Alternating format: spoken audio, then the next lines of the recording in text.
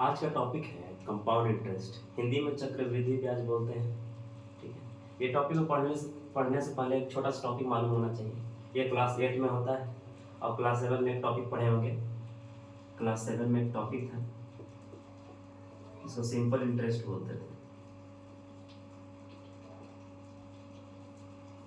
Simple interest या साधारण ब्याज हिंदी में बोले तो।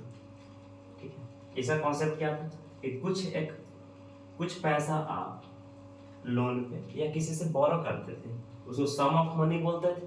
क्वेश्चन में लिखा रहता है सम ऑफ मनी, लेकिन आपको पढ़ना क्या है, प्रिंसिपल मनी। क्वेश्चन में बस ये लिखा रहता है सम ऑफ मनी। तो सम ऑफ मनी का एक्चुअल मीनिंग क्या रहता है, प्रिंसिपल मनी। कि प्रिंसिपल मनी आप कितना पैसा बोरो किए। मान लेते हैं कि आप उससे 10,000 बोरो किए थे, कुछ काम था आपको 10,000 के लिए। ठीक है, आप बोले कि टाइम ये 10,000 पैसा जो लिए हैं, आप बोले कि हम 3 साल के लिए लेंगे, मतलब 3 इयर्स की टाइम, 3 इयर्स का बात करता है। फिर बोले कि जो कंडीशन हुआ आप लोग दोनों के बीच में एक डिसाइड हुआ कि हर साल आपको कितना कितना पैसा इसके इंटरेस्ट के तौर पर देना पड़ेगा। अगर आपको 10,000 दिया है तो आपको कुछ पैसा वो लेगा ना इंटरेस्ट में, रेट तो लेगा ही लेगा।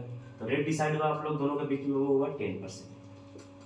मतलब सिंपल सा सवाल ये था कि 3 साल बाद आपको कितना पैसा उसको लौटाना पड़ेगा 3 साल के बाद।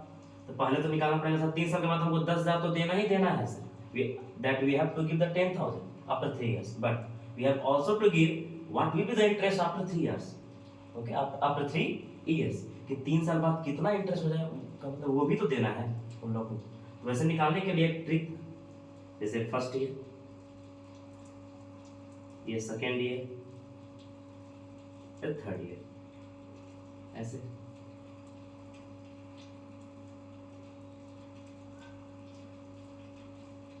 एक चीज यहाँ बगल में सीखते हैं, पहले ट्रिक सीख जाते हैं, उसके बाद आंसर निकालना बहुत आसान हो जाता है। कोई एक नंबर है, मान लेते हैं नंबर है 10,000, एनी नंबर ही। कोई भी नंबर अपने आप का 100% होता है। कोई भी नंबर अपने आप का 100% होता है। तो पहले इसका निकालते हैं 10%।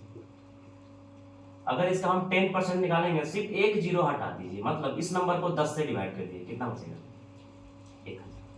फिर हम बोले इसका पता है 5%, 10% 1,000 सर, 5% इसका आधा हो जाएगा 500। फिर हम बोले इसका आप निकाल के बताइए 1%। 1% निकालने के लिए 2 जीरो गैप करना पड़ता है। 10% निकालने के लिए 1 जीरो, 1% निकालने के लिए 2 जीरो, बचता कितना है, 100। अगर हम फिर बोले बताइए आप इसका 2% कितना होगा, 1% 100, 2% 10। फिर अगर हम इसी तरह कोई पूछ दे आपसे, बताइए 5.5% कितना होगा, अब कितना होगा, 5% 500 सर, 0.5% कितना हो जाएगा, बोलिए 1% 100, 0.5% कितना हो जाएगा, 50 रुपया।